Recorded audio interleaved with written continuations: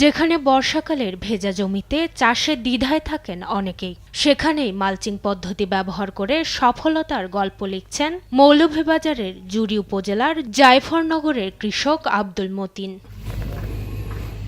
১.৫ বিঘা জমিতে ৮০,০০০ টাকা খরচ করে ৩ ধাপে উৎপাদন করেছেন ৮০০ কেজি মরিচ, বিক্রি করেছেন ১,৭০,০০০ টাকায়। হাইব্রিড বিজলি ২০২২ জাতের মরিচে মাত্র ২ মাসেই গাছে ফল ধরেছে।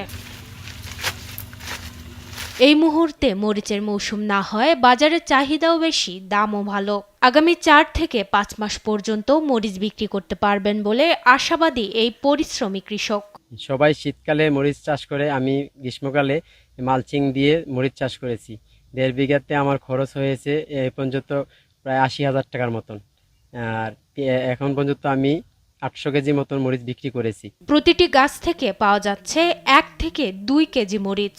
মাঠে মরিচ বিক্রি হচ্ছে প্রতি কেজি ২০০ থেকে ২২০ টাকা। এখন থেকে আরো আপনার ৪ মাস মরিচ পারতে পারবো আমরা ২৫০-৩০০ কেজি করে। মালচিং পদ্ধতিতে বর্ষাকালে মরিচ চাষ এলাকায় সাড়া ফেলেছে। প্রযুক্তি ও পরিকল্পনার সঠিক প্রয়োগ হলে মরিচের মতো মৌসুম বহির্ভূত ফসলও হতে পারে লাভজনক। মৌলভীবাজারের এই কৃষক তা প্রমাণ করেছেন।